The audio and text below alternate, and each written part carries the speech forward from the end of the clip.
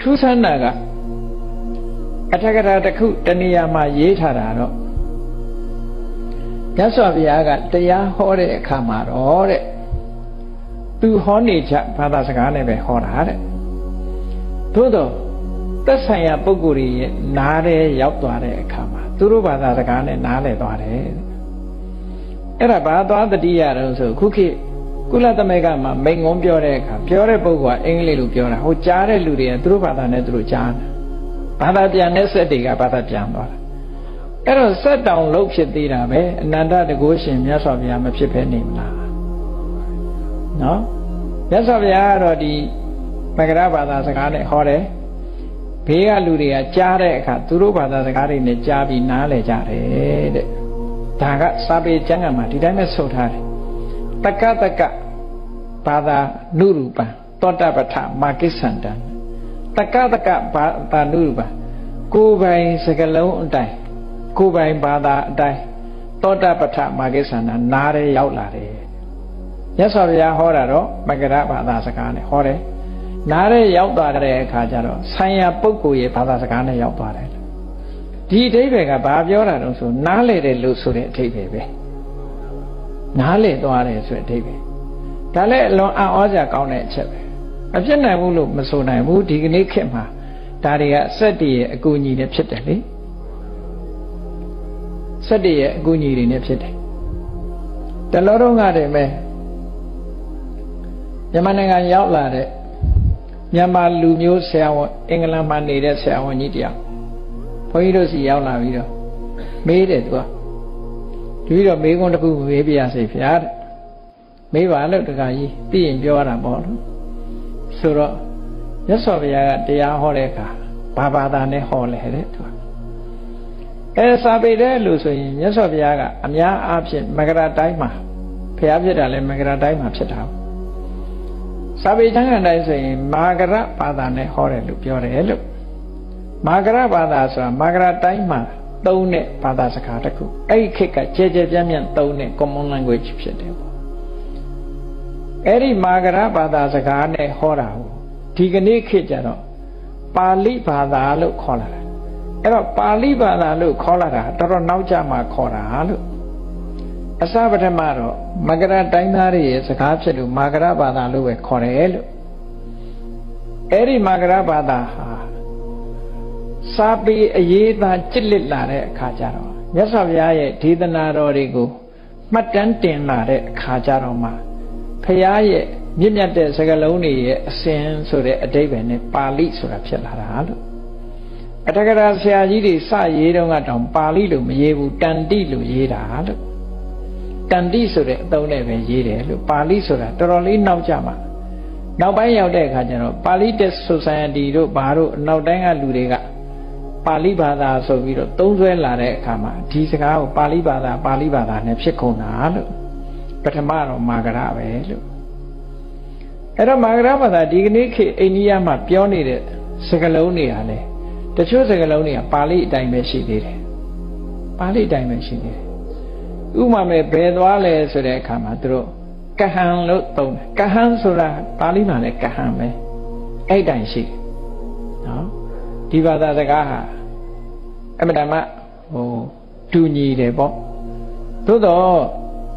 ဒီပကန်းခေတ်ကစလုံးတွေတောင်အတန်တွက်တွေတောင်ဒီကနေ့ခေတ်နဲ့ဝေးကွာသွားတာဒီလိုခေတ်အခြေအနေရတော့ပြောင်းသွားမှာပေါ့အလုံးပကန်းကျောင်းစာတွေဖတ်ဖူးတဲ့ပုဂ္ဂိုလ်တွေသိပါလိမ့်မယ်ကျောင်းကိုပကန်းခေတ်ကကလောင်းလို့ခေါ်တယ်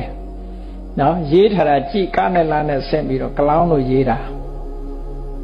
ကလောင်းလို့ရေးတာအဲ့ဒီအတန်ကိုဘယ်မှာသုံးနေတုံးဆိုတဝယ်မှာသုံးလုံးမရှိသေးတယ်နော်ဘုန်းကြီးတို့တဝယ်ရောက်သွားတဲ့အခါကျတော့လေစိတ်ကဆင်းလာပြီးတဲမဲ့ကြောင်းသွားတဲ့အခါမှာကားသမားကကြော်ပြီးတော့မောင်းသွားတော့ပါလာတဲ့လူကဟာကြောလာပြီပလန်ကွေ့ပြန်ကွေ့ကိုပလန်ကွေ့လို့ပြောတယ်နော်အဲ့ဒါလို့ဒီမတူညီတဲ့အပန်လေးတွေတော့ရှိကောင်းရှိမှာပေါ့ဟုတ်စခိုင်ကလူတွေဆိုခိုင်းကြည့်တဲ့အမျိုးမျိုးဖြစ်လိမ့်မယ်လေအတန်မတူတာဒဝယ်တွေကဗမာစကားပဲပြောတာသို့တော့ဒီရက်ကဗမာတွေဒဝယ်စကားပြောတာနားလည်မှာမဟုတ်ဘူး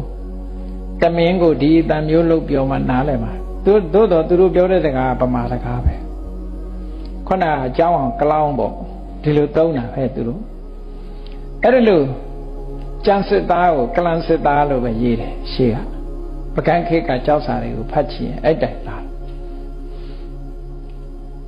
အဲ့တော့ဘာသာစကားရဲ့ဒီပြောင်းလဲမှုဆိုတာတော့ရှိရမှာပေါ့အဲ့လိုမြတ်စွာဘုရားဟာတရားဓမ္မတွေကိုဟောပြောတယ်တရားဓမ္မဟောပြောတဲ့အခါမှာနာတဲ့ပုဂ္ဂိုလ်တွေကနားလည်သွားကြတယ်တဲ့သူတို့ရဲ့ဘာသာစကားနဲ့ပဲနားလည်သွားကြတယ်ဆိုဒါကပရိတ္တသုတ်ဆိုတာအင်္ဂုတ္တပါဠိတော်ထဲမှာလည်းပါတယ်